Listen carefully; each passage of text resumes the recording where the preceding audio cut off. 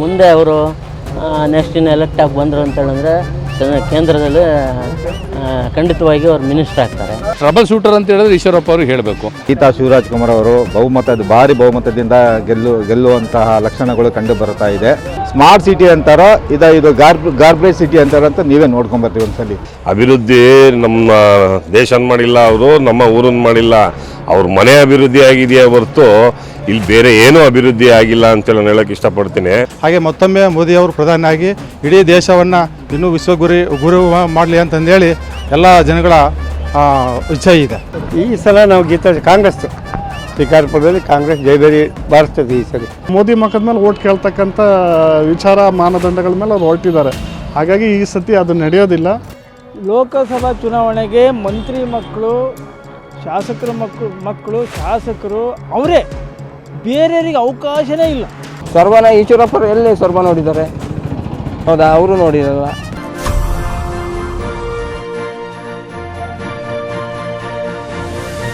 Sir ನಮ್ಮ ಒಂದು ರಾಗಣ ಕಡಿಮೆ ಇರ್ತಾರೆ. ಯಾಕಂದ್ರೆ ನಾವು ನೋಡೋ ಶಿವಮೊಗ್ಗದಲ್ಲಿ ತುಂಬ ಕೆಲಸ ಆಗಿದೆ. ಈಗ ಒಂದು ಟ್ರೈನಿಂದ ಆಗಿರ್ಬೋದು, ಈಗ ನೀವು ರೈಲ್ವೆ ಟ್ರ್ಯಾಕ್ ಹತ್ರ ಸೇತುವೆ ಮಾಡಿದ್ರಲ್ಲ ಸರ್, ಎಲ್ಲ ನೋಡೋದು ರಾಗಣ ಕೆಲಸ ಮಾಡಿರೋದು. ಅದು ನಮ್ಮ ಪರ ಈಗ ಜನಗಳ ಪರವಾಗಿ ಅದು ರಾಗಣ ಕಡೆ ಒಲವು ಜಾಸ್ತಿ. ನಮ್ಗೆ ರಾಗಣ ಕೆಲಸ ತೃಪ್ತಿಯಾಗಿದೆ ಸರ್. ಯಾಕಂದರೆ ಈಗ ಸರ್ ಇನ್ನು ನಮ್ಮ ಕಾಂಗ್ರೆಸ್ಸು ಪರಿಸ್ಥಿತಿ ಹೇಳೋಕ್ಕಾಗಲ್ಲ ಸರ್. ಅವರು ಬೇರೆಯವರಿಂದ ಇಲ್ಲಿ ಬಂದಿದ್ದು ಕೆಲಸ ಮಾಡ್ತಾರೆ ಅನ್ನೋದು ಕಷ್ಟ. ಇಲ್ಲಿ ಕ್ಯಾಂಡಿಡೇಟ್ ಆಗಿ ಇಲ್ಲೇ ಇರೋದಾದ್ರೆ ಏನೋ ನೋಡ್ಬೋದಿತ್ತು ಸರ್. ಇವರು ಹೊರಗಡೆಯಿಂದ ಬಂದು ಇಲ್ಲಿದ್ದು ಮಾಡ್ತಾರೆ ಅನ್ನೋದು ತುಂಬ ಸುಳ್ಳು ಸರ್. ಶಿವಮೊಗ್ಗದಲ್ಲಿ KS ಈಶ್ವರಪ್ಪಜಿಯವ್ರು ಗೆಲ್ತಾರೆ ಸರ್. ಯಾಕಂತಂದರೆ ನಮಗೆ ಭಾಳ ಹತ್ತಿರದಿಂದ ಸಿಗುತ್ತವಂಥ ವ್ಯಕ್ತಿಗಳು. ಮತ್ತು ಸುಮಾರು ಯಾರೇ ಅವ್ರ ಮನೆಗೆ ಹೋದ್ರು ಸರ್, ಯಾವತ್ತೂ ಯಾವುದೇ ಕೆಲಸ ಆಗಲಿ ಇಲ್ಲ ಅಂತ ಹೇಳೋದಿಲ್ಲ. ಅಟ್ಲೀಸ್ಟ್ ಅದು ಆಗಲಿ ಬಿಡಲಿ, ಫೋನಾರು ಮಾಡಿ ನಮಗೆ ಅವ್ರು ಇಂಥ ಕೆಲಸ ಇಂಥವ್ರು ಬಂದಿದ್ದಾರೆ, ದಯವಿಟ್ಟು ಇವ್ರಿಗೆ ಮಾಡಿಕೊಡಿ ಅಂತ ನಮಗೆ ಹೇಳ್ತಾರೆ ಸರ್. ಮತ್ತು ಅವರು ಬಡವರ ಬಂದು ಸರ್, ಇವತ್ತು ಅವರಿಗೆ ದೀನದಲಿತರ ನಾಯಕರು ಹೇಳ್ಬೇಕಂತ ಹೇಳಿದರೆ, ಇವತ್ತು ಎಲ್ಲರ ಪರವಾಗಿ ಯಾವುದೇ ಜಾತಿ ಧರ್ಮ ನೋಡದೇ ಇವತ್ತು ಅವ್ರು ತುಂಬ ಎಲ್ರಿಗೂ ಕೂಡ ಕೆಲಸವನ್ನು ಮಾಡಿಕೊಟ್ಟಿದ್ದಾರೆ ಸರ್. ಶಿವಮೊಗ್ಗ ನಗರದಲ್ಲಿ ಅತಿ ಹೆಚ್ಚು ಅವರಿಗೆ ಅಂಥದ್ರಿಂದ ಅವ್ರು ಗೆಲ್ತಾರೆ ಸರ್. ಇಲ್ಲಿ BJP ಅನ್ಯಾಯ ಮಾಡಿದಲ್ಲ ಸರ್. ಮತ್ತು ಈಗ ಅವ್ರು ಏನು ಕೇಳಿದ್ರು ಸರ್, ನೋಡಿ ಸರ್, ರಾಜ್ಯದಲ್ಲಿ ಕೇಳಿದ ತಕ್ಷಣ ಅವರಿಗೆ ಅವರು ರಾಜೀನಾಮೆಯನ್ನು ಕೊಟ್ಟರು. ರಾಜೀನಾಮೆಯನ್ನು ಯಾರು ಕೊಡ್ತಾರೆ ಸರ್? ಇವತ್ತು ಅಂಥವರು ದೊಡ್ಡವ್ರಿಗೆ ಬೆಲೆ ಕೊಟ್ಟು ತಕ್ಷಣಕ್ಕೆ ಇವತ್ತು ಅವರು ಗುರು ಹಿರಿಯರಾಗಲಿ ಯಾರಿಗಾಗಲಿ ಎಷ್ಟೊಂದು ಗೌರವದಿಂದ ಕಾಣ್ತಾರೆ ಸರ್. ಸಣ್ಣ ಮಕ್ಕಳು, ಹಿಂದುಳಿದ ನಾಯಕರು ಸರ್, ಅವರು ಹಿಂದುಳಿದ ನಾಯಕರು ತುಳಿದ್ರಲ್ಲ ಸರ್, ಹಿಂದುಳಿದ ನಾಯಕರನ್ನು ತುಳಿತಾ ಇದ್ದಾರಲ್ಲ. ಮತ್ತು ನಾನು 30 ವರ್ಷದಿಂದ BJPಯಲ್ಲಿ ಕೆಲಸ ಮಾಡಿದ್ದೀನಿ. ಆದರೆ ಈಗಿನ ಟೈಮ್ ನೋಡಿದರೆ ನಮ್ಮ ಈಶ್ವರಪ್ಪನವರು 1989ರಿಂದ 90ರಲ್ಲಿ ಫಸ್ಟ್ MLA ಆಗಿ ನಿಂತರು. ಆವಾಗಿಂದನೂ ಅವರ ಸರಳ ವ್ಯಕ್ತಿತ್ವ, ಅವರ ಒಂದು ಇದನ್ನು ನೋಡಿಬಿಟ್ಟು ನಾನು ಅವ್ರ ಜೊತೆಗೆ ಕಾರ್ಯಕರ್ತನಾಗಿ, ಯಾಕೆಂದರೆ ಅವರ ಸರಳ ವ್ಯಕ್ತಿತ್ವ, ಆಮೇಲೆ ಎಲ್ಲ ಕಾರ್ಯಕರ್ತರನ್ನು ಸ್ಪಂದಿಸೋಂಥ ವ್ಯಕ್ತಿತ್ವ ಇದೆ ಅವರಲ್ಲಿ. ಕಾರ್ಯಕರ್ತರನ್ನ ಬಿಟ್ಟು ಅವರು ಯಾವ ಕೆಲಸನೂ ಮಾಡಲ್ಲ. ಕಾರ್ಯಕರ್ತರನ್ನು ಇಟ್ಕೊಂಡು ಯಾವುದೇ ಥರದ ನಗರದಲ್ಲಾಗಲಿ ಜಿಲ್ಲೆಯಲ್ಲಾಗಲಿ ಕೆಲಸ ಮಾಡಿದ್ದಾರೆ. ಆಮೇಲೆ ಎಲ್ಲ ತಾಲೂಕಲ್ಲೂ ಅವ್ರ ಹೆಸರಿದೆ, ಕಾರ್ಯಕರ್ತರು ಪಡೆ ಇದೆ. ನಾಗರಿಕರೆಲ್ಲರ ಅಭಿಪ್ರಾಯ ಕೂಡ ಈ ಶಿವಮೊಗ್ಗ ನಗರದಲ್ಲಿ ಈಶ್ವರಪ್ಪ ಅವರಿಗೆ ಕಳೆದ ಬಾರಿ ವಿಧಾನಸಭೆ ಟಿಕೆಟ್ ತಪ್ಪಿತು, ಆವಾಗಲೂ ಅವರು ಸುಮ್ಮನಿದ್ರು. ಮಾತೃಪಕ್ಷ ಮಾತೃ ವಿರುದ್ಧವಾಗಿ ಹೋಗಬಾರ್ದು ಅಂತಲೂ ಸುಮ್ಮನಿದ್ರು. ರಾಜೀನಾಮೆನೂ ಪಕ್ಷದ ವರಿಷ್ಠರ ಆದೇಶದಂತೆ ಕೊಟ್ಟರು. ಹಾಗೆ ತ್ಯಾಗ ಕೂಡ ಮಾಡಿದ್ರು. ಯಾವುದೋ ನಮ್ಮ ವಿಧಾನಸಭಾ ಕ್ಷೇತ್ರದ ಏನಂತ ಟಿಕೆಟನ್ನು ಸ್ಥಾನವನ್ನು ಕೂಡ ತ್ಯಾಗ ಮಾಡಿದ್ರು. ಅಂಥವರಿಗೆ ಮತ್ತೆ ಎಲ್ಲ ದೊಕ್ಕೆ ಆಯ್ತಲ್ಲ. ಟ್ರಬಲ್ ಶೂಟರ್ ಅಂತ ಹೇಳಿದ್ರೆ ಈಶ್ವರಪ್ಪ ಅವ್ರಿಗೆ ಹೇಳಬೇಕು. ಅದು ಸೂಕ್ತವಾಗಿ ಅನ್ವಯಿಸುತ್ತೆ ಹೆಸರು. ಯಾಕಂದರೆ ಯಾವ್ಯಾವಾಗ ಸಂಘಟನೆಗೆ ಧಕ್ಕೆ ಆದಾಗೆಲ್ಲ ಈಶ್ವರಪ್ಪ ಅವ್ರು ಬಂದು ಆ ಸ್ಥಾನದಲ್ಲಿ ಬಂದು ಕೂತ್ಕೊಂಡು ಇಡೀ ರಾಜ್ಯವನ್ನು ಸುಭಿಕ್ಷವಾಗಿ ಮತ್ತು ಪಕ್ಷವನ್ನು ಸದೃಢವಾಗಿ ಕಟ್ತಾಯಿದ್ರು. ಆಗಿದೆಯಲ್ಲ, ಸ್ಮಾರ್ಟ್ ಸಿಟಿ ಆಗಿದೆ, 4 ಫ್ಲೈಓವರ್ ಆಗಿದೆ, 4 ವೇ ಆಗಿದೆ, ಮತ್ತು ವಿಮಾನ ನಿಲ್ದಾಣ ಆಗಿದೆ. ಬೇಕಾದಷ್ಟು ಅಭಿವೃದ್ಧಿ ಕಾರ್ಯಗಳಾಗಿದೆ ರಾಘವೇಂದ್ರ ಅವರ ಒಂದು ಇದರಲ್ಲಿ. ಮುಂದೆ ಅವರು ನೆಕ್ಸ್ಟ್ ಇನ್ನು ಎಲೆಕ್ಟ್ ಆಗಿ ಬಂದರು ಅಂತ ಹೇಳಿದ್ರೆ ಕೇಂದ್ರದಲ್ಲಿ ಖಂಡಿತವಾಗಿ ಅವರು ಮಿನಿಸ್ಟರ್ ಆಗ್ತಾರೆ. ಈ ಸತಿ ಶಿವಮೊಗ್ಗದಿಂದ ನಮ್ಮ ಜನಪ್ರಿಯ ಕ್ಯಾಂಡಿಡೇಟ್ ಆದ ಗೀತಾ ಶಿವರಾಜ್ ಕುಮಾರ್ ಅವರು ಭಾರಿ ಬಹುಮತದಿಂದ ಗೆಲ್ಲುವಂತಹ ಲಕ್ಷಣಗಳು ಕಂಡು ಬರ್ತಾ ಇದೆ. ಮತ್ತು ಇಲ್ಲಿ ರಾಘವೇಂದ್ರ ಅವರು ಕೆಲಸ ಮಾಡಿದ್ದಾರೆ ಅಂತ ಹೇಳ್ತಾರೆ. ನೀವು ಒಂದು ಸಲ ಶಿವಮೊಗ್ಗ ಸಿಟಿಯನ್ನು ಒಂದು ಸಲ ಸರ್ವೆ ಮಾಡಿ. ಶಿವಮೊಗ್ಗ ಸಿಟಿಯಲ್ಲಿ 1125 ಕೋಟಿ ರೂಪಾಯಿ ಸ್ಮಾರ್ಟ್ ಸಿಟಿ ಕೊಟ್ಟಿದ್ದಾರೆ.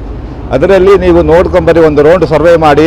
ಸ್ಮಾರ್ಟ್ ಸಿಟಿ ಅಂತಾರೋ ಇದು ಗಾರ್ಬೇಜ್ ಸಿಟಿ ಅಂತಾರೋ ಅಂತ ನೀವೇ ನೋಡ್ಕೊಂಬರ್ತೀವಿ ಒಂದ್ಸಲಿ. ಶಿವಮೊಗ್ಗ ಈ ಸತಿ ಭಾಳ ಘಟಾನುಘಟಿಗಳೇ ನಿಂತಿದ್ದಾರೆ. ಈ ಸತಿ ರಾಘವೇಂದ್ರ ಅವರು ಅತ್ಯಂತ ಭರ್ಜರಿಯಾಗಿ ಗೆಲ್ತಾರೆ. ಈಶ್ವರಪ್ಪ ಅವ್ರದ್ದೇನಿಲ್ಲ. ಅವರೆಲ್ಲ ಡಮ್ಮಿ ಕ್ಯಾಂಡಿಡೇಟ್. ಪಕ್ಷದ ವತಿಯಿಂದ ರಾಘವೇಂದ್ರ ಅವ್ರು ನಿಂತಿದ್ದಾರೆ. ಅವರಿಗೆಲ್ಲ ಅವ್ರು ಏನು ಮೋಸ ಮಾಡಿರೋದು ಅದು ನಮಗೆ ಗೊತ್ತಿಲ್ಲ, ಬಟ್ ಆಗಿರೋದು ಅಭಿವೃದ್ಧಿ ಕೆಲಸ ಆಗಿದೆ, ಸಾಕು. ಇನ್ನೂ ಇಂಪ್ರೂವ್ ಆಗುತ್ತೆ. ಈ ಬಾರಿ ಏನು ಒಂದು ಚುನಾವಣೆ ಕಣ ನಡೀತಾ ಇದೆ. ಈ ಇದರಲ್ಲಿ ನಾವು ಅನ್ಕೊಬೋದು ಗೀತಾ ಶಿವರಾಜ್ ಕುಮಾರ್ ಅವರು ಬಹುಮತದಿಂದ ಅವರು ಬರ್ತಾರೆ ಅಂತೇಳಿ ಹೇಳೋದಕ್ಕೆ ಇಷ್ಟಪಡ್ತೀನಿ. ಇಲ್ಲ ಕೆಲವರು ಸ್ನೇಹಿತರೆಲ್ಲರೂ ಹೇಳಿದ್ರು ಅಭಿವೃದ್ಧಿ ಮಾಡೋರೆ ಅಂತೇಳಿ. ಸ್ವಾಮಿ, ಅಭಿವೃದ್ಧಿ ನಮ್ಮ ದೇಶನ ಮಾಡಿಲ್ಲ ಅವರು, ನಮ್ಮ ಊರನ್ನು ಮಾಡಿಲ್ಲ. ಅವ್ರ ಮನೆ ಅಭಿವೃದ್ಧಿ ಆಗಿದೆಯೇ ಹೊರತು ಇಲ್ಲಿ ಬೇರೆ ಏನೂ ಅಭಿವೃದ್ಧಿ ಆಗಿಲ್ಲ ಅಂತೇಳಿ ಹೇಳೋಕ್ಕೆ ಇಷ್ಟಪಡ್ತೀನಿ. ಸಿಗ್ತಾ ರೆಸ್ಪಾನ್ಸ್ ಮಾಡ್ತಿದ್ದಾರೆ ಎಲ್ಲದಕ್ಕೂ. ಹಾಗಾಗಿ ಎಲ್ಲ ನಮ್ಮ ಡಿಸ್ಟಿಕ್ ಎಲ್ಲ ಇಂಪ್ರೂವ್ಮೆಂಟ್ ಆಗಿದೆ, ಚೆನ್ನಾಗಾಗಿದೆ. ಈ ಸರಿ ನೀರಿನ ವ್ಯವಸ್ಥೆಗಳು ಅದೆಲ್ಲ ಚೆನ್ನಾಗಿ ಮಾಡಿದ್ದಾರೆ ಈ ಸರಿ. ಮತ್ತು ಅವರ ಸಂಸದರಿಗೆ ಅವಕಾಶ ಇದೆ, ಅವರೇ ಆಗಬೇಕು ಅಂತೇಳಿ. ಏನು ಎಫೆಕ್ಟ್ ಆಗುವಂಥದ್ದು ಇಲ್ಲ, ಯಾಕಂದರೆ ಇವರು ಕೆಲಸಗಳು ಮಾಡಿದ್ದಾರೆ ತುಂಬ. ಹಾಗಾಗಿ ಎಫೆಕ್ಟ್ ಆಗುವಂಥ ಏನಿದು ಇಲ್ಲ. ಜಿಲ್ಲೆಯಲ್ಲಿ ನಮ್ಮ ನೆಚ್ಚಿನ ಸಂಸದರಾಗಿರ್ತಕ್ಕಂಥ BY ರಾಘವೇಂದ್ರ ಅವರು ಅವರದೇ ಆದಂಥ ಪರಿಶ್ರಮದಿಂದ ಎಲ್ಲ ಜನಗಳನ್ನು ಒಗ್ಗೂಡಿಸ್ಕೊಂಡು ಜನನಾಯಕನಾಗಿ ಜನ ಮಧ್ಯೆಯಾಗಿ ಈ 10 ವರ್ಷದಲ್ಲಿ ಅವರು ಸುಮಾರು ಕೆಲಸಗಳು ಮಾಡಿದ್ದಾರೆ. ಹಾಗೆ ಮತ್ತೊಮ್ಮೆ ಮೋದಿಯವರು ಪ್ರಧಾನಿಯಾಗಿ ಇಡೀ ದೇಶವನ್ನು ಇನ್ನೂ ಗುರು ಮಾಡಲಿ ಅಂತಂದೇಳಿ ಎಲ್ಲ ಜನಗಳ ಇಚ್ಛೆ ಇದೆ. ಮಾಡ್ಯಾರ ಸರ್, ಅಭಿವೃದ್ಧಿ ಕೆಲಸ ಸಿಕ್ಕಾಪಟ್ಟೆ ಮಾಡ್ಯಾರ. ಎಲ್ಲ ಅಭಿವೃದ್ಧಿ ಕೆಲಸಗಳಾಗ್ಯಾವೆ. ಆಮೇಲೆ ಕೆಲಸಗಳು ಯಾವುವು ಪೆಂಡಿಂಗ್ ಇಲ್ಲ. ಅಭಿವೃದ್ಧಿ ಅನುದಾನ ತಂದು ಮೊದಲನೇ ಸ್ಥಾನದಾಗ ಅದಾರೆ. ಎಫೆಕ್ಟ್ ಏನು ತೊಂದರೆ ಇಲ್ಲ ಸರ್. ಅವರು ಮಾಡಿದಂಗೆ ಮಾಡ್ತಾರೆ ಸರ್, ಇವರು ಮಾಡ್ತಾರೆ ಸರ್. ಅಭಿವೃದ್ಧಿ ಕೆಲಸ ಮೇಲೆ ಓಟು ಹಾಕ್ತಾರೆ ಜನಗಳೆಲ್ಲ, ಏನು ತೊಂದರೆ ಇಲ್ಲ ಸರ್. ಸಂಸದರು ಕೆಲಸ ಮಾಡ್ಯಾರ ಸರ್, ಅಭಿವೃದ್ಧಿ ಕೆಲಸ ಸಿಕ್ಕಾಪಟ್ಟೆ ಮಾಡ್ಯಾರ. ಖಂಡಿತ ಕಾಂಗ್ರೆಸ್ ಸರ್ಕಾರ ಬಂದೇ ಬರುತ್ತೆ ಸರ್, 100ಕ್ಕೆ 100. 20ಕ್ಕೂ ಅದಕ್ಕೂ ಸೀಟ್ ಬಂದೇ ಬರುತ್ತೆ ಸರ್. ಈ BJPಗೆ ಮೇನ್ ಅಜೆಂಡಾ ಹಿಂದೂ ಮುಸ್ಲಿಮ್ಸ್ ಬಿಟ್ಟರೆ ಬೇರೆ ಏನೂ ಇಲ್ಲ ಸರ್. ಇವರಿಗೆ ರೈತರ ಪರವಾಗಿ ಅಭಿವೃದ್ಧಿ ಏನೂ ಮಾಡಲ್ಲ. ಬರೀ ಸಮುದಾಯ ಭವನ ಮಾಡಿದೆ, ರೋಡ್ಗಳನ್ನು ಮಾಡಿದೆ, ಅವ್ರು ಕಮಿಷನ್ ರೋಡಿಗೆ ಎಷ್ಟು ಬೇಕಷ್ಟು ಮಾಡ್ತಾರೆ ಬಿಟ್ಟರೆ ಸರ್, ಇವರು ರೈತರ ಪರವಾಗಿ ಒಂದೇ ಒಂದು ಕೆಲಸನೂ ಮಾಡಿಲ್ಲ ಸರ್. ಈ ಸಲ ನಾವು ಕಾಂಗ್ರೆಸ್ ಶಿಕಾರಪುರದಲ್ಲಿ ಕಾಂಗ್ರೆಸ್ ಜೈಬೇರಿ ಬಾರಿಸ್ತದೆ ಈ ಸರಿ. ಮದ್ದಿನ ಸಂಸಾರ ವಿಚಾರ ಹೇಳಲ್ಲ, ನಾವು 5 ಗ್ಯಾರಂಟಿ ಕೊಡ್ತೇವೆ. ರಾಜ್ಯದಲ್ಲಿ ಹೆಣ್ಮಕ್ಳೆಲ್ಲ ನಮ್ಮ ಪರವಾಗಿ ಒಲವಿದೆ ಕಾಂಗ್ರೆಸ್ಸಿಗೆ, ಎಲ್ಲ ಹೆಣ್ಮಕ್ಳದ್ದು. ಈ ಸಲ ಕಾಂಗ್ರೆಸ್ ಬಂದೇ ಬರ್ತೈತಿ. ನಾವು ಶಿವರಾಜ್ ಕುಮಾರ್ ಅವ್ರನ್ನ ಹತ್ರದಿಂದ ನೋಡಿದಾಗ, ಯಾಕೆಂತಂದ್ರೆ ನಾವು ಬೆಂಗಳೂರಲ್ಲಿ ಆಲ್ಮೋಸ್ಟ್ ತುಂಬ ಸಿಂಗಿಂಗ್ನ ಮಾಡಿದ್ದೀವಿ. ಅವ್ರು ನಮ್ಮ ಪ್ರೋಗ್ರಾಮ್ಗಳಿಗೂ ಅಟೆಂಡ್ ಆಗಿದ್ದಾರೆ. ಬಟ್ ಅವ್ರನ್ನ ಹತ್ತಿರದಿಂದ ನೋಡಿದಾಗ ನಿಸ್ವಾರ್ಥದ ಜೀವಿ ಅವರು. ದೊಡ್ಡ ಮನೆ ಕುಟುಂಬ ಅಂತ ಸುಮ್ಮನೆ ಹೇಳಲ್ಲ. ಅವ್ರು ದೊಡ್ಡ ಮನೆ ಕುಟುಂಬ ಅಂತಂದರೆ ಅದಕ್ಕೊಂದು ಬೆಲೆ ಇದೆ, ಒಂದು ತೂಕ ಇದೆ. ಅವರು ಶಿವಮೊಗ್ಗ ಕ್ಷೇತ್ರಕ್ಕೆ ಒಂದು ಒಳ್ಳೆ ಕೆಲಸ ಮಾಡಿಕೊಡ್ತಾರೆ. ಆಮೇಲೆ ಕಾಂಗ್ರೆಸ್ ಪಕ್ಷನೂ ಸ್ವಲ್ಪ ಅವಾಗಿಂದನೂ ರೈತರ ಪರನೇ ಮಾಡ್ಕೊತ ಬಂದಿದೆ. ಲೋಕಸಭಾ ಕ್ಷೇತ್ರದ BY ರಾಘವೇಂದ್ರ BJP ನಿಂತಿದ್ದಾರಲ್ಲ, ಅವ್ರ ಅಭಿವೃದ್ಧಿ ಕೆಲಸಗಳನ್ನು ಬರೀ ರೂರಲ್ಲಿಗೇನು ಮಾಡಿಲ್ಲ. ಸಿಟಿ ಒಳಗಡೆ ಸೇತುವೆಗಳನ್ನು ಕಟ್ಟೋದು, ಕೆಲವೊಂದು ಸೆಂಟ್ರಲ್ ಗೌರ್ಮೆಂಟ್ ಸ್ಕೀಮನ್ನು ಕೆಲವೇ ಇದಕ್ಕೆ ಗ್ರಾಮೀಣ ಪ್ರದೇಶದ ಜನರಿಗೆ ಮುಟ್ಟಿಲ್ಲ ಯೋಜನೆಗಳು. ಬರೀ ಸಿಟಿ ಇದಕ್ಕೆ ಮಾತ್ರ ಮಾಡಿದ್ದನ್ನು ನಾವು ಇದನ್ನು ಮಾಡಿದ್ದೀವಿ, ಅಭಿವೃದ್ಧಿ ಮಾಡಿದ್ದೀವಿ ಅಂತಕ್ಕಂಥ ಮಾತುಗಳನ್ನು ಹೇಳಿ ಅವ್ರು ರಾಜಕಾರಣ ಮಾಡ್ತಾಯಿದ್ದಾರೆ. ಅವರ ಅಜೆಂಡಾ ಒಂದೇ. ಅವ್ರು ಯಾರ ಮಕ್ಕದ ಮೇಲೆ ಓಟ್ ಕೇಳ್ತಾಯಿಲ್ಲ, ಮೋದಿ ಮಕ್ಕದ ಮೇಲೆ ಓಟ್ ಕೇಳ್ತಕ್ಕಂಥ ವಿಚಾರ ಮಾನದಂಡಗಳ ಮೇಲೆ ಅವ್ರು ಹೊರಟಿದ್ದಾರೆ. ಹಾಗಾಗಿ ಈ ಸತಿ ಅದು ನಡೆಯೋದಿಲ್ಲ.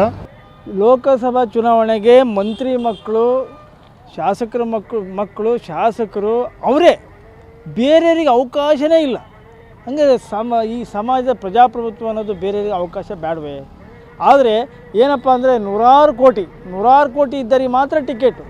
ಪಾಪ ಯಾವನೋ ಒಬ್ಬ ಸೋಷಿಯಲ್ ವರ್ಕ್ ಮಾಡೋನಿಗೆ ಯಾವ ಕಾರಣಕ್ಕೂ ಟಿಕೆಟ್ ಸಿಗಲ್ಲ, ಒಂದು ಯಾವುದಕ್ಕೂ ಬೆಲೆನೇ ಸಿಗಲ್ಲ. ಅಂಥ ಪರಿಸ್ಥಿತಿ ಈ ಒಂದು ನಮ್ಮ ದೇಶದ ಚುನಾವಣೆ ಪ್ರಚಾರ ಆಗಿರ್ಬೋದು, ಪ್ರಜಾಪ್ರಭುತ್ವದ್ದು ಈ ಥರ ನಡೀತಾ ಇದೆ. ಇವತ್ತಿನ ಕಾಂಗ್ರೆಸ್ ಸರ್ಕಾರ, ಇವತ್ತು ಸಿದ್ದರಾಮಯ್ಯ ಇವತ್ತು 10 ಹಲವಾರು ಯೋಜನೆಗಳು ಕೊಟ್ಟಿದ್ದಾರೆ. ಬಡವರಿಗೆ ಉಚಿತವಾಗಿ ಅಕ್ಕಿ, 2,000 ರೂಪಾಯಿ ಒಂದೊಂದು ಕುಟುಂಬಗಳು. ಮೋದಿ ಅಂದು ಮೋದಿ ಏನು ಮಾಡಿದ್ದಾನೆ ಸರ್ಕಾರ? ಮೋದಿ ಹೆಸರು ಹೇಳ್ಕಿಂತ ನಾವು ಹೊಂಟ್ಬಿಟ್ರೆ ಮೋದಿ ಏನು ಮಾಡಿದ್ದಾನೆ? ಎಲ್ಲ ಬಡವರಿಗೆ 2,000 ರೂಪಾಯಿ ಉಚಿತ ಬಸ್ಸು, ಇವತ್ತು ಓದ ಹುಡುಗರಿಗೆಲ್ಲ ಸ್ಕಾಲರ್ಶಿಪ್ಪು. ಆಮೇಲೆ ಸಿದ್ದರಾಮಯ್ಯ ಸರ್ಕಾರ ಉತ್ತಮವಾಗಿ ನಡೀತೈತೆ. ಮೋದಿಯವರು ಬಡವರಿಗಾಗಿ ಏನು ಮಾಡಿದ್ದಾರೆ ಅನ್ನೋದು ಭಾಳ ಮುಖ್ಯವಾಗಿ ಬೇಕಾಗಿರೋಂಥದ್ದು. ಹೌದಾ? ಈಗ ಯುವಕರು ಮೋದಿ ಅಂತ ಇದ್ದಾರೆ. ಎಷ್ಟೋ ಜನ ಕೆಲಸ ಇಲ್ಲದೆ ಹೊರಗಡೆ ಹೋದವರೆಲ್ಲ ವಾಪಸ್ ಬಂದಿದ್ದಾರೆ ನಮ್ಮ ದೇಶಕ್ಕೆ. ಹೌದಾ? ಈ ಕಾಂಗ್ರೆಸ್ ಗೌರ್ಮೆಂಟ್ನವರಿಗೆ ಬಡವರಿಗೆ ಒಂದು ಕುಡಿಯೋ ನೀರಿಂದಾಗಲಿ, ಗೃಹಲಕ್ಷ್ಮಿದಾಗಲಿ, ಅಕ್ಕಿ ಕೊಡೋದಾಗಲಿ, ಪ್ರತಿಯೊಂದು ಕೂಡ ಬಡವರಿಗೆ ಒಳ್ಳೇದು ಮಾಡಿದ್ದಾರೆ. ಹಾಗಾಗಿ ನಾವು ಈ ಸರಿ ಕಾಂಗ್ರೆಸ್ಸೇ ಬರೋದು. ಸಿದ್ದರಾಮಯ್ಯ ಅವರು ಒಳ್ಳೆಯ ಆಡಳಿತ ಕೊಟ್ಟಿದ್ದಾರೆ. ಕಾಂಗ್ರೆಸ್ ಪಕ್ಷನೇ ಈ ಸರಿ ಅಧಿಕಾರ ಬರೋದು. ಶಿವಮೊಗ್ಗ ಜಿಲ್ಲೆಯಲ್ಲಿ ಈ ಸರಿ ಕಾಂಗ್ರೆಸ್ಸೇ ಬರೋದು. ನಾನೀಗ ಶಿವಮೊಗ್ಗ ಏನು ಲೋಕಸಭಾ ಕ್ಷೇತ್ರದ ಸೊರಬದ ನಾರಾಯಣಪುರ ಸರ್ಕಲಲ್ಲಿದ್ದೀನಿ. ಈ ಒಂದು ಸರ್ಕಲ್ನಲ್ಲಿ ದಿನನಿತ್ಯ ಹೊಸಪೇಟೆಯ ಒಂದು ಕಲ್ಲನ್ನು ತಂದು ಆ ಕಲ್ಲಿನಿಂದ ಏನು ತಿರುವುಗುಂಡು ಒಳ್ಳು ಅಂತೀವಲ್ಲ ನಾವು, ಆ ಒಂದು ಕೆಲಸವನ್ನು ಮಾಡುವಂಥ ಕೆಲಸಗಾರರ ನನ್ನ ಜೊತೆ ಇದ್ದಾರೆ. ಅವರನ್ನು ಮಾತಾಡಿಸೋ ಒಂದು ಪ್ರಯತ್ನವನ್ನು ಕೂಡ ಮಾಡ್ತಾ ಇದ್ದೀನಿ. ಅಣ್ಣಾರ ನಮಸ್ಕಾರ ರೀ. ನಮಸ್ಕಾರ ಸರ್. ಅಣ್ಣಾರ ಎಷ್ಟು ವರ್ಷದಿಂದ ಮಾಡ್ತಾ ಇದ್ರಿ ಕೆಲಸ? ನಾವು ಹುಟ್ಟಿದಿಂದನೂ ಇದೇ ಕೆಲಸ ಸರ್, ಇದೇ ಕೆಲಸ. ಚುನಾವಣೆ ಬರ್ತಾ ಇದೆ, ಕೆಲಸ ಮಾಡಿದಾರ ಹೆಂಗೆ ಸಂಸದರು? ಅನುಕೂಲ ಆಗಿದೆ? ನಮ್ಗೇನು ಅನುಕೂಲ ಮಾಡಿಕೊಟ್ಟಿಲ್ಲ ಸರ್, ಇಲ್ಲಿ ಏನೇನೇ ಇಲ್ಲ. ಏನು ಮಾಡೋಣ ಸರ್, ಹಿಂಗೆ ನಾವು ಜೀವನ ಮಾಡೋದು ಸರ್, ಮತ್ತು ನಮಗೇನು ಸೌಲಭ್ಯನೇ ಇಲ್ಲ. ಇಲ್ಲಿ ನಮಗೇನು ಮನೆ ಇಲ್ಲ ಏನಿಲ್ಲ ಸರ್, ಜೋಪಡಿ ಹೊಡ್ಕೊಂಡು ಇದ್ದೀವಿ ನಾವು. ಯಾರು ಮನೆ ಕಟ್ಸ್ಕೊಡ್ತಾರೆ ಅವರು ಈಗ ಒಟ್ಟು ಏನೇನು ಮಾಡಿಲ್ಲ ಸರ್ ನಮಗೆ. ಹಂಗಾಗಿ ಯಾರು ಮನೆ ಕಟ್ಕೊಡ್ತಾರೆ ಅವ್ರಿಗೆಲ್ಲ ಓಟ್ ಕೊಡ್ತೀವಿ ರೀ, ಮತ್ತು ಇಲ್ಲ ಅಂದ್ರೆ ಇಲ್ಲ. ಸ್ವಲ್ಪ ಯಾರು ಬಂದರೂ ಇಂಪ್ರೂವ್ಮೆಂಟ್ ಆಗ್ತಾಯಿಲ್ಲ. ಈಗ ನಾವು ಬಿಸಿಲ ಬೈತಕ್ಕೆ ನೋಡಿದ್ರೆ ಇಲ್ಲಿ ಬಸ್ಲು ಒಂದು ಸ್ಟ್ಯಾಂಡಿಗೆ ಒಂದು ಇದು ಮಾಡಿಕೊಡ್ತಾ ಇಲ್ಲ, ಸ್ವಲ್ಪ ಅಭಿವೃದ್ಧಿನೇ ಆಗ್ತಾಯಿಲ್ಲ. ಬರ್ತಾರೆ ಹೋಗ್ತಾರೆ. ಸ್ವರ್ಬನ ಈಶ್ವರಪ್ಪರು ಎಲ್ಲಿ ಸ್ವರ್ಬ ನೋಡಿದ್ದಾರೆ? ಹೌದಾ, ಅವರು ನೋಡಿರಲ್ಲ. ಹಂಗಾಗಿ ಸ್ವರ್ಗದಲ್ಲಿ ಒಳ್ಳೆ ಜನನಾಯಕರು ಬೇಕು. ದೇಶದಲ್ಲಿ ಮೋದಿಯವರು ಮಾಡ್ತಕ್ಕಿರ್ತಕ್ಕಂಥ ಅಭಿವೃದ್ಧಿ ಕೆಲಸವನ್ನು ನೋಡಿದರೆ ದೇಶದಲ್ಲಿ ಒಂದು ಅಭಿವೃದ್ಧಿ ಅಲೆ ಹೊರಟಿದೆ. ಹಾಗೆ ಬಿ ಜೆ ಪಿಗೆ ಒಳ್ಳೆಯ ಅತ್ಯುತ್ತಮ ಬೆಂಬಲ ಇದೆ. ಹಾಗೆ ಸರಬ್ದಲ್ಲಿ ಶಿವಮೊಗ್ಗ ಜಿಲ್ಲೆಯಲ್ಲಿ, ಸರಬ್ದಲ್ಲಿ ಅನ್ನೋಕ್ಕಿಂತ ಹೆಚ್ಚಾಗಿ ಶಿವಮೊಗ್ಗ ಜಿಲ್ಲೆಯಲ್ಲಿ ಈಶ್ವರಪ್ಪನವ್ರನ್ನ ಯಾವ ಕಾರಣಕ್ಕೂ ಕಡೆಗಣಿಸಬಾರ್ದು. ಅವರು OBC ಮೋರ್ಚಾದ ಒಂದು ದೊಡ್ಡ ಶಕ್ತಿ. ಆ ದೃಷ್ಟಿಯಿಂದ ನಾನು ಹೇಳ್ತಾ ಇರೋದು ಏನು ಅಂದರೆ, ಈ ಬಿ ಜೆ ಪಿಯಲ್ಲಿ ಈಶ್ವರಪ್ಪನವರನ್ನು ಜೊತೆಗೂಡಿಸಿ ಒಳ್ಳೆ ರೀತಿಯಲ್ಲಿ ತೊಗೊಂಡು ಹೋದರೆ ಬಿ ಜೆ ಪಿಗೆ ಮತ್ತಷ್ಟು ಬಲ ಬರ್ತದೆ. ಹಿಂದಿನವ್ರು ಮಾಡಿದ್ದಾರೆ ಸರ್, ಈ ಸಲ ಏನೂ ಇಂಪ್ರೂವ್ಮೆಂಟ್ ಇಲ್ಲ. ಮಾಡಬೇಕು ಅಂತ ಕೇಳ್ತಾ ಇದ್ದೀವಿ. ಯಾರು ಬರ್ತಾರೆ ನೋಡ್ಬೇಕು. ಈ ಸಲ ಬಂದವ್ರು ಮಾಡಿದರೆ ಸಾಕು. ಭಾಳ ಕಷ್ಟ ಐತೆ ಜನರಿಗೆಲ್ಲ, ಬರಗಾಲ ಬಿದ್ದೈತಿ. ಈಗ ದುಡಿಮೆ ಇಲ್ಲ, ಏನಿಲ್ಲ. ಪ್ರಧಾನಿ ರಾಹುಲ್ ಗಾಂಧಿ. ಯಾಕಂತಂದರೆ ಬಡವ್ರ ಬಗ್ಗೆ ಅವರಿಗೆ ಕಾಳಜಿ ಇರೋದು, ಇವರಿಗೆಲ್ಲ ಶ್ರೀಮಂತರ ಬಗ್ಗೆನೇ ಇರೋದು. ಬಡವ್ರ ಬಗ್ಗೆ ಕಾಳಜಿ ಇರೋದು ಅಂದರೆ ಕಾಂಗ್ರೆಸ್ ಪಕ್ಷ. ಕಾಂಗ್ರೆಸ್ ಪಕ್ಷಕ್ಕೆ ಇದು ಗೀತಾ ಶಿವರಾಜ್ ಕುಮಾರ್. ಯಾಕಂದರೆ ಅವ್ರು ಬಂಗಾರಪ್ಪರ ಮಗಳು. ಅವರು ಒಳ್ಳೊಳ್ಳೆ ಇದು ಕೊಟ್ಟಿದ್ದಾರೆ, ಆಫರ್ ಕೊಟ್ಟಿದ್ದಾರೆ. ಬಡವ್ರ ಪರವಾಗಿಯೂ ಒಳ್ಳೊಳ್ಳೆ ಇದು ಕೊಟ್ಟಿದ್ದಾರೆ. ಕರೆಂಟು, ನೀರು ಎಲ್ಲ ಕೊಟ್ಟಿದ್ದಾರೆ. ಮತ್ತು ಸಿದ್ದರಾಮಯ್ಯ ಸರ್ ಒಳ್ಳೆ ಇದು ಕೊಟ್ಟಿದ್ದಾರೆ ಆಫರು. ಹಾಗಾಗಿ ಗೀತಾ ಶಿವರಾಜ್ ಕುಮಾರ್ ಬರಬೇಕು. ಏನು ಹೇಳೋಷ್ಟು ಕೆಲಸ ಏನಿಲ್ಲ, ಬಡವ್ರ ಬಗ್ಗೆ ಏನೂ ಕಾಳಜಿ ಇಲ್ಲ. ಅಭಿವೃದ್ಧಿ ಮಾಡಿದ್ದಾರೆ ಅಂತ ಹೇಳಿದರೆ ಇಲ್ಲೇನು ಅದು ಅಷ್ಟೇನು ಸೀಮಿತ ಏನು ಆಗಲಿಲ್ಲ.